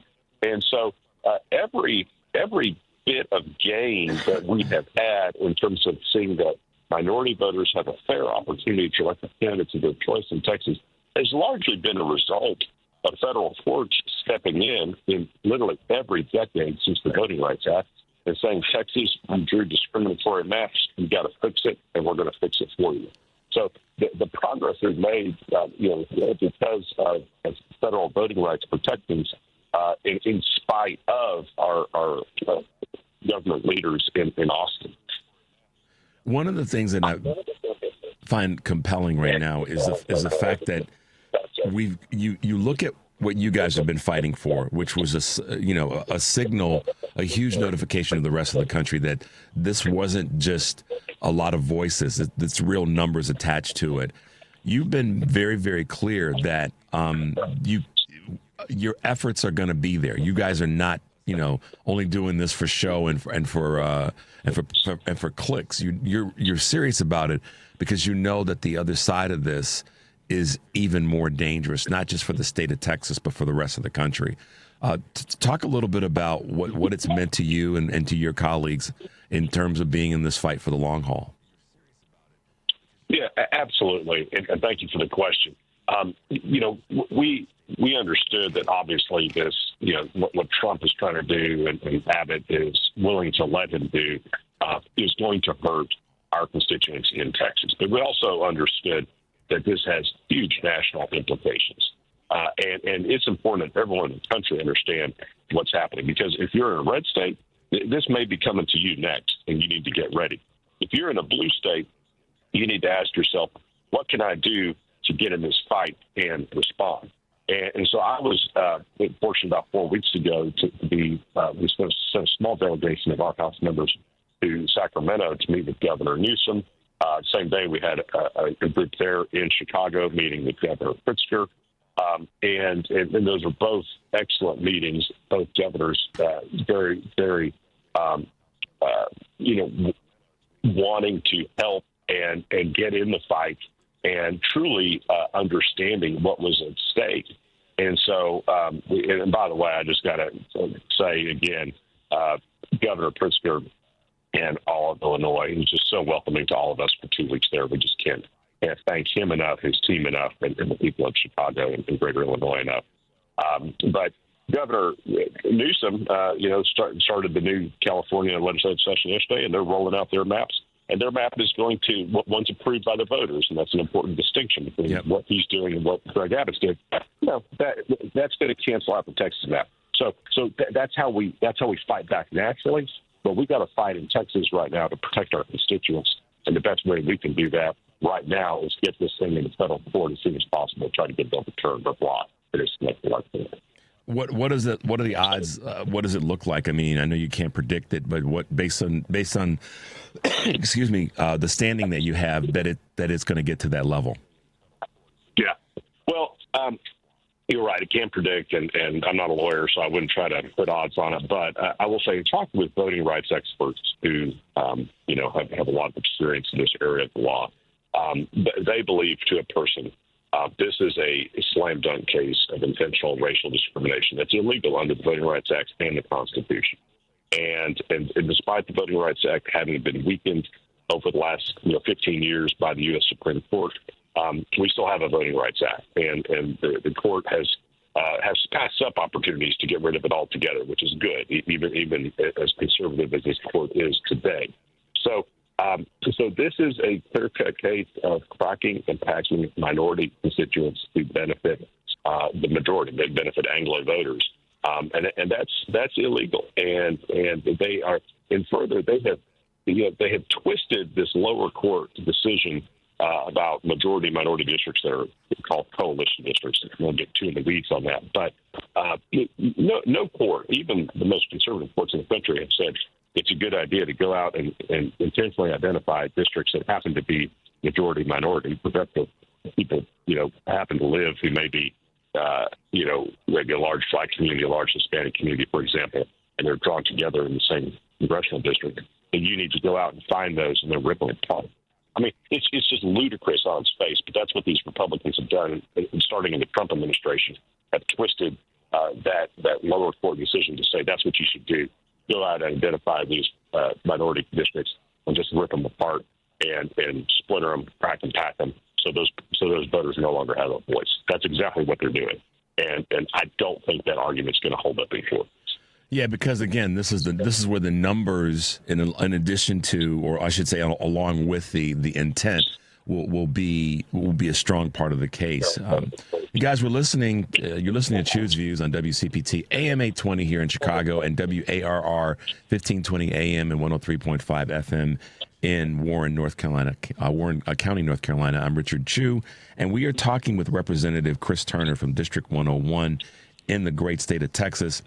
Representative, let me ask you a couple other questions as we move forward. I know we got short time, and you're, from what I understand, at the airport right now, so we want to keep it simple for you. But so right now, we just heard yesterday that one of your colleagues, State Rep Nicole Collier, has been, I said, kidnapped, detained, held in chamber. What's going on to whatever knowledge you may have of that? What's happening with that situation right now? Yeah, well, I was just texting with her, and I was actually with Representative Collier last night and yesterday afternoon, visiting her on the House floor. I brought her some water and snacks and was working on a few things with her while she's there stuck in the House chamber. And listen, Nicole is a dear friend. She and I represent the same area. We're from the same county, so we've worked together closely for a long time. Listen, Nicole Collier is someone who is principled, who is strong, and is not afraid to make a stand. And so she, on principle, refused to do what the Republicans were asking yesterday, which was to sign a thing saying that we'd come back, but we got to agree to have a state police escort for until the redistricting bill is passed, which we anticipate actually is going to be tomorrow on Wednesday in the State House. And she just refused on principle, and I respect anyone who stands on principle. And she said, I didn't have like a plan to do this. I just sort of had a visceral reaction to it and said no. And they said, you got to stay here. So she's been confined to the Capitol since noon yesterday when we convened. And as far as I know, she intends to stay there until we reconvene tomorrow. So she's getting a ton of support from her district, from our area back home in the DFW area, and really all over the country. And I know she's been talking to a lot of news outlets around the country over the course of yesterday, and I'm sure that's continuing this morning. So yeah, if your audience can, send her some love on her website and on social media, I know she'd love to. I'd love to hear from everybody. Absolutely, and that was the reason that I asked the question coming out of the gate this morning. I talked about what Congresswoman Katie Porter talked about in terms of the fight is different now, and we have to stand up differently than we have in the past because Republicans have changed the game in this redistricting issue in Texas. And so California is doing what they've got to do, and what you said best, letting the voters decide rather than mandating it and heavy-handing it, which is what this kidnapping of Miss Collier is all about. It's heavy-handedness versus let's work on stuff together and get things done collectively. So I appreciate you for giving her a shout out and looking in on her to make sure she's doing all right. And I ask all my listeners all over the country to Google her name, get to her website, and do whatever you can to support her. If you're in Seattle, Washington, she's fighting for you in Texas because she knows that what's going on right now is wrong. I don't care where you are in the country, this representative from Texas, like Representative Turner, are fighting for you anywhere you are in the country because they understand that if they are allowed to take away this voter representation, that also takes away resources. It takes away access to the things that are needed to sustain oneself in a community. And I don't think I'm too far off in saying that, Representative. Is that true, or do you disagree? No, I completely agree. That's exactly right, and that's why we decided to do this over 2 weeks ago. Why we decided to make this monumental decision to break quorum, leave the state for more than 2 weeks to kill the first special session. And listen, it takes a lot to organize more than 51. It took 51 of us at a minimum to be able to pull this off, and it takes a lot to be able to organize that many people and get them aligned around a really kind of crazy mission like that, to pack up and leave the state. But everyone, to a person, understood how important it was and bought into it fully. And I'm so grateful that the impact we had nationally, we feel really was successful beyond our wildest expectations. And so we're very, very grateful for that.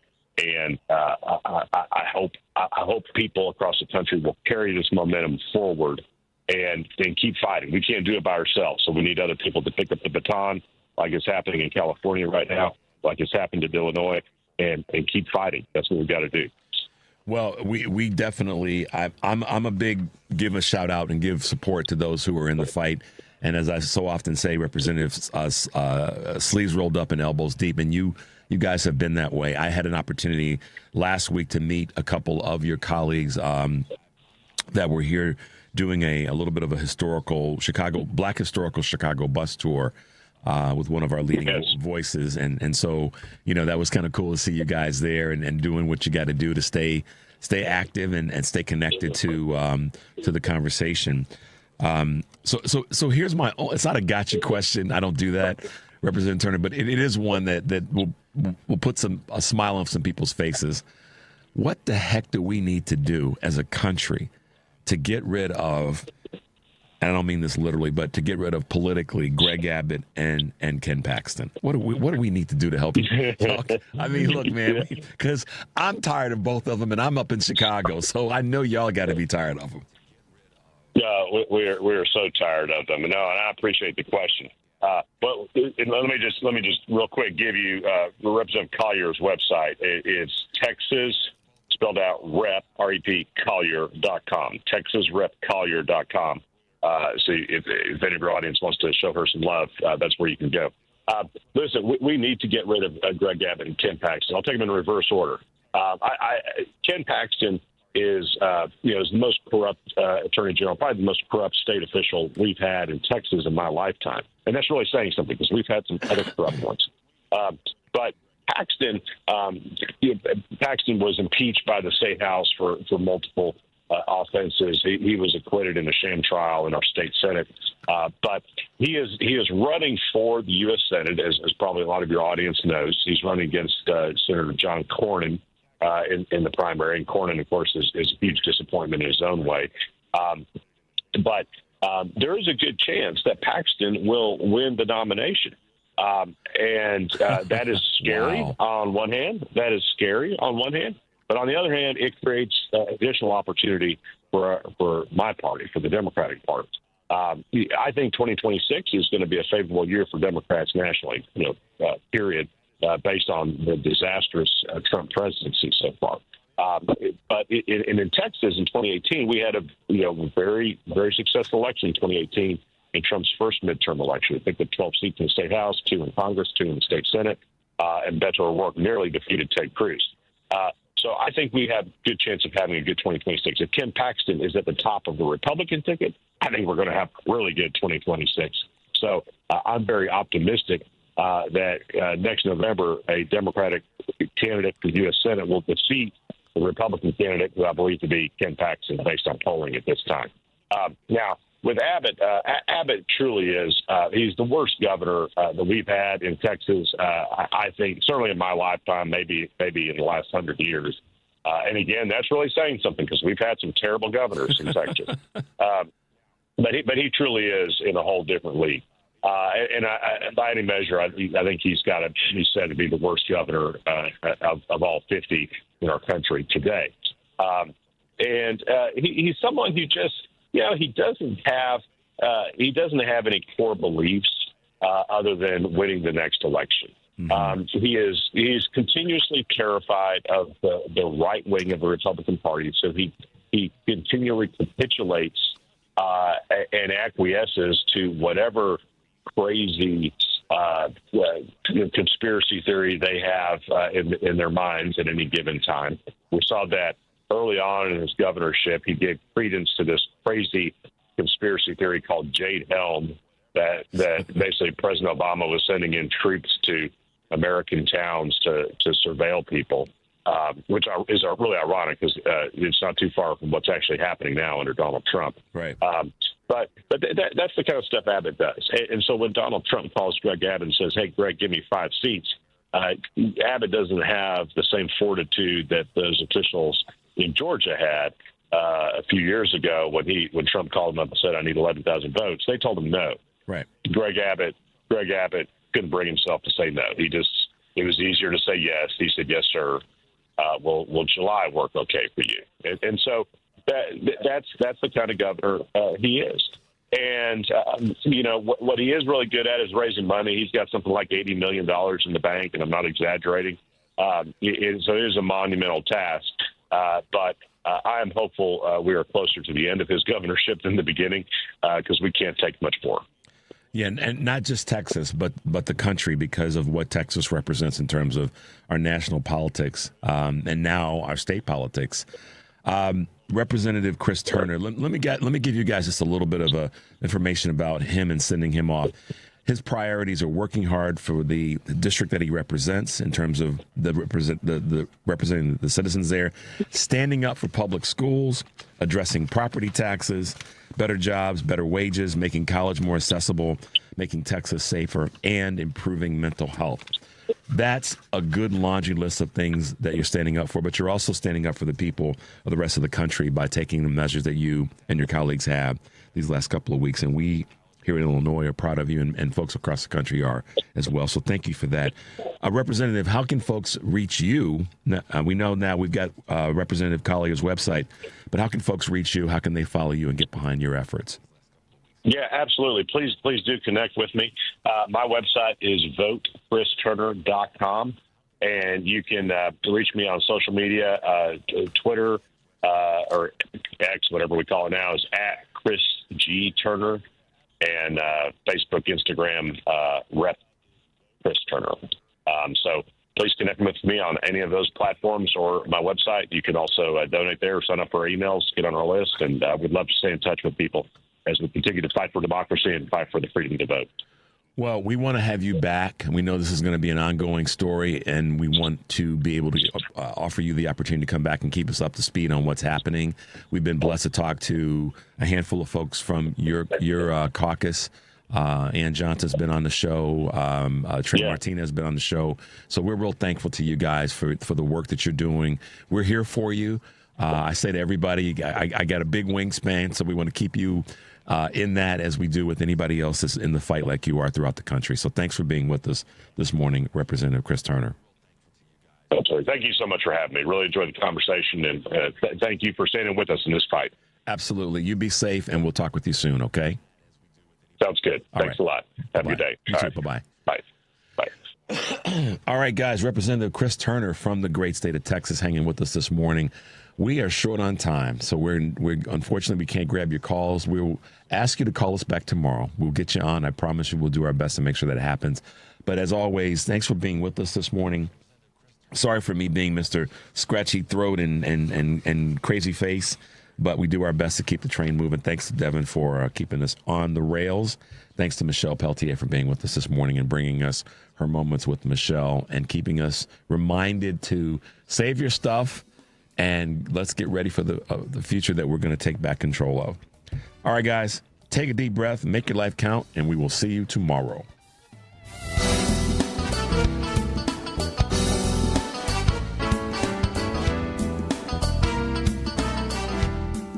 The far left's anti-ICE riots. Republicans are so dumb. Because at WCPT, we go to Riot Fest to riot, baby! Riot Fest is back in Douglas Park, September 19th through the 21st. Come see all your favorite bands: Blink-182, Alkaline Trio, Weird Al Yankovic, Weezer, Green Day, and many more. Tickets are still on sale at riotfest.org, but lucky for you, if you join the WCPT 820 Club, WCPT will send you to Riot Fest!